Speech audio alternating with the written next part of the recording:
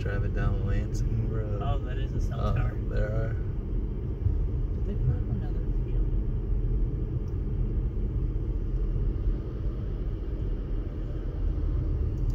Just think this is the road that was in the movie, and everybody was piling in. Is that the hardware store? Or Take is that the next left onto Field of Dreams Way. I think that's where he bought the one bag of seed? It could be. Field of Dreams main entrance. I think they got some kind of activity going on up there. How many side by side? There's the White House. There's the house up on the right side. This is pretty cool. They're looking for a donation. Or parking.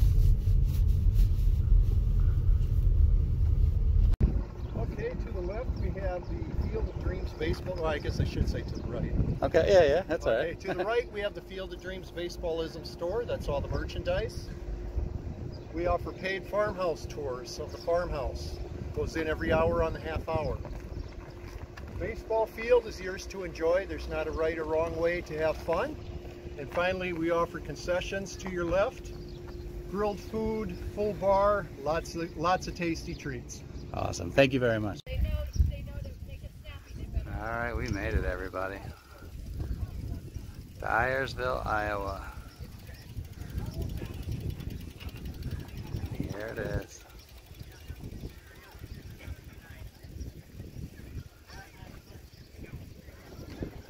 There's the bleachers. Hi, Pops. Hey, man. People throwing the ball. Go have a catch. Here we are, some people hitting. Little pop up there. Right at second base. Foul ball.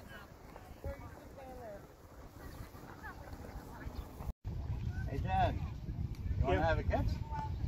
Yeah, man, that sounds good. I was almost start crying. Hey Dad, you want to have a catch? Yeah, man.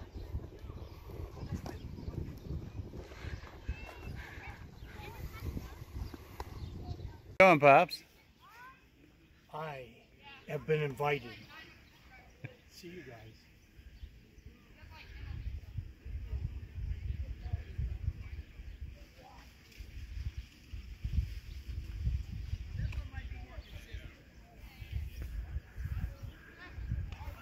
Field of Dreams. How awesome. So it's a Sunday at it's like 12:30 over here in Iowa time. We're from Florida, so it's an hour back, but line of cars to get in. So it's cool, just like the movie. People will come, Ray. And they are. I'm actually taking the tour of In the House. Future Hotel. And they have autographed baseballs by the cast there. She looks like Reggie Jackson up there.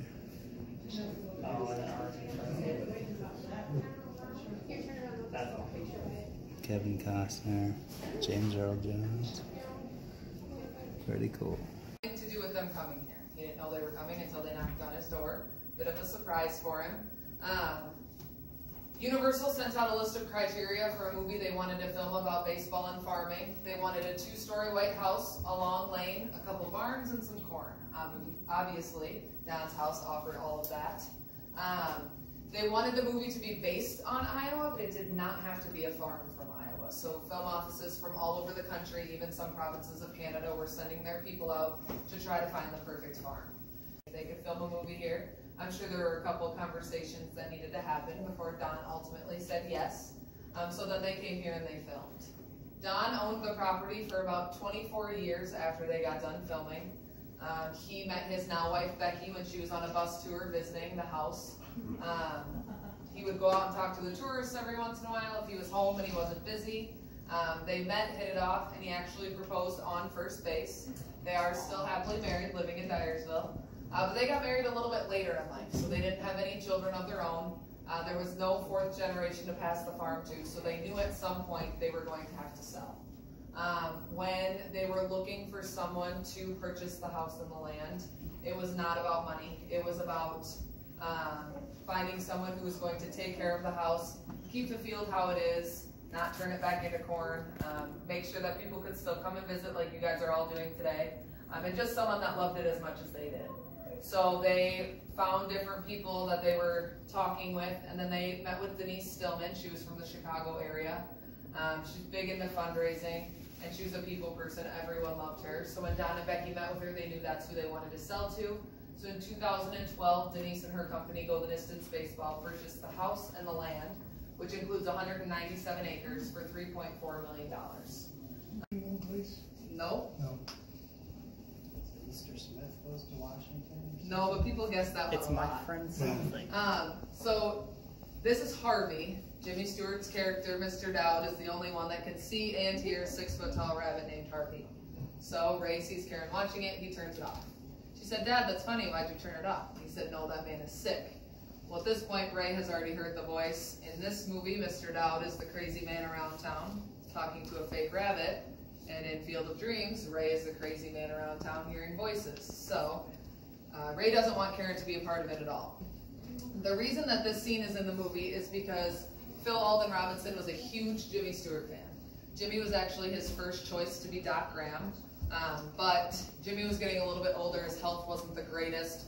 A lot of Doc's scenes are filmed outside, and that summer was going to be very, very hot. So Jimmy just didn't think he could give it his all, so he did turn down the role, which ultimately went to Burt Lancaster, who did a phenomenal job. But Jimmy was the first choice, so they wrote this scene in specifically to play a Jimmy Stewart movie so he could still be a part of the Field of Dreams.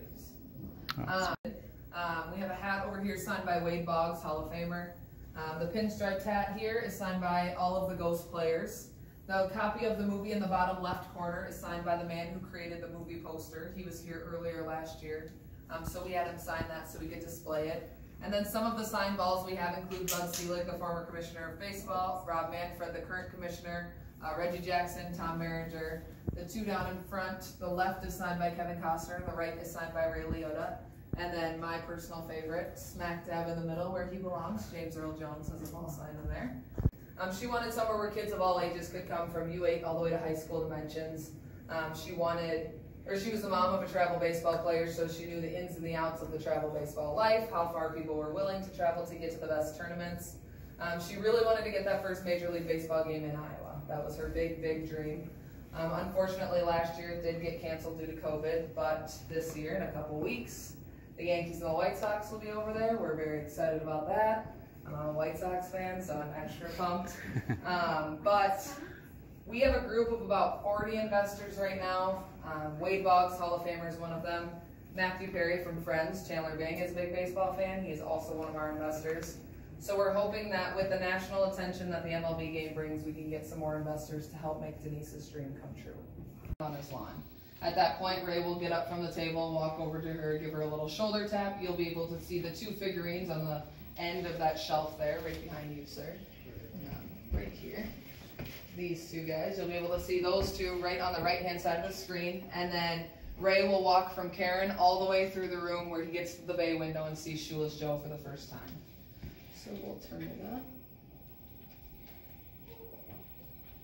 Just a minute, Karen.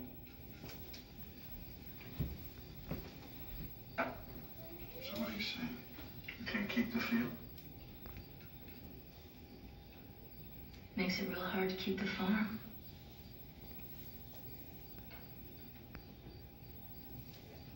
Daddy, In a minute, Karen. there's a man up there in your lawn.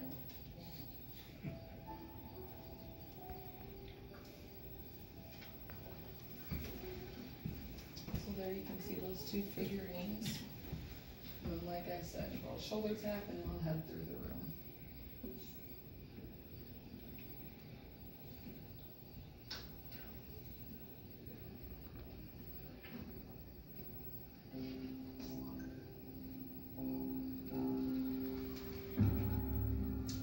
Oh, Ray Liotta. Took from here. So there were a few issues with filming once they got here. The first being this is an old 1900s farmhouse, so open floor plans were not a thing. There was a room over there was a room over here, there were walls next to the stairs, the door on the end. They had to come in and open it all up. The floors were linoleum. Sound quality on linoleum is not up to Hollywood standards, so they ripped that up, finished the hardwood. They built the bay window down here and upstairs. The original front porch ended right before the corner, so they finished wrapping that around so they could hang that corner porch swing. And then my personal favorite, in the heat of an Iowa summer, they put in central air. Definitely still getting the benefit of that one. It took about 4 weeks for them to come in and renovate everything. Don could not live in the house while they were renovating or filming, so he did move into a trailer up behind one of the barns where he lived for the 15 to 16 weeks while they were here. The second issue was that this was not all one piece of land. So while Don owned the house and where most of the field was going to be, left center field and the 100 acres past that was owned by Alan Rita Amescamp. They were compensated for the corn that they lost. There was a contract put in place with them, a contract put in place with Don, and then they could get to work. It took 4 12-hour shifts to build the field. The power lines that run over the field, you don't see them in the movie because Phil didn't like them. He didn't want them in any of his shots. So he called Alliant Energy. He had them come out, bury the power lines. When they were done filming, they came back, brought them back up, and that cost $40,000 to get that done. Or they thought that it wasn't going to be that big of a deal in the grand scheme of things. Only the biggest Shoeless Joe fans would really notice that he was batting opposite. Oh, I went a little too far there. So here he'll say, see if you can hit my curve. This is not scripted. This was not supposed to be in the movie, but everybody stayed in character, so they kept it. So he chucks it down. Everyone knows what happens next. There will be a close-up of Kevin's face. Again, he kind of holds up a ball looking a little confused, like, oh, are we still going? Sure. Why not? So everyone stayed in character, so they kept it in. All of the balls like this next one that he hits were all shot out of a cannon type thing. He really could not hit that far. A free meal, but you had to sit there all day long. They started filming in the middle of the day. By the last take, it was dark out, obviously the one that they ended up using. They were trying to figure out a way to light the scene without giving away their light source on the ground since they were using a helicopter to film it. So they had everyone tuned into the same radio station so they could communicate easier. Phil called in and they said, when we tell you, flip your lights on and off, on and off, on and off. And what that did is that created a strobe effect. So all of those cars look like they're passing fence posts or mailboxes and they're all in park. The only ones that are moving are the ones that are coming down the lane. Don was in the first car, Al and Rita were in the second car, Don's mom and Don's sister were in the third car, so on and so forth in the movie food chain. But everybody else was all in park.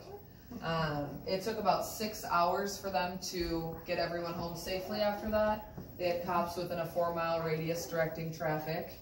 They said it was quite the experience to get everyone out of here after that.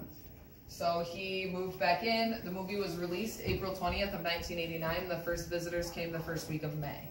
So he didn't have much time to himself after that. They knocked on his door, asked if this is where they filmed that movie, and he said, yep. Took them on the first little tour. Then they wanted souvenirs. Normal life at your own house, you don't need souvenirs for random strangers that show up at your front door, so he had nothing planned. He came into the kitchen, grabbed a couple baggies, filled them with infield dirt, and that was the first souvenir that left the field. After that, he realized how many people were going to be showing up, so he did move the trailer that he lived in while filming down to the middle of the gravel, and that was the gift shop for the first 30 years before they built the baseballism store and opened that last year. A sneak past.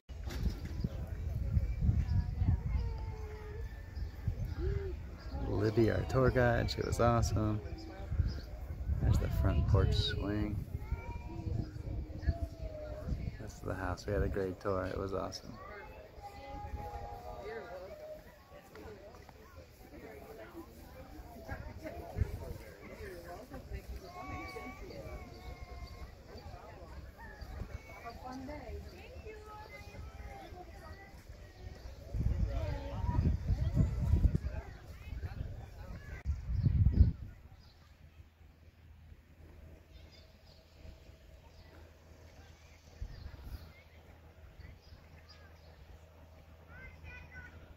Oh man, he's going for it.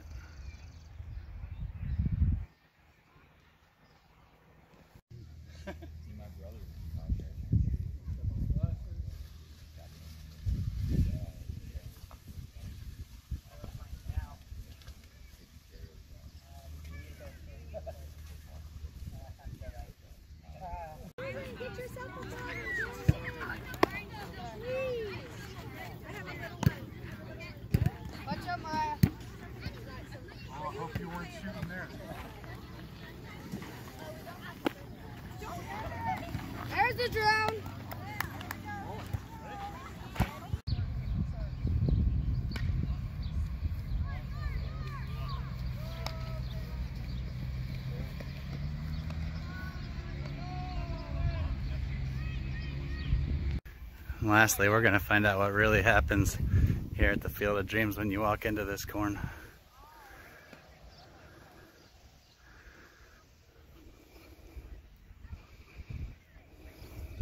All right, here we go.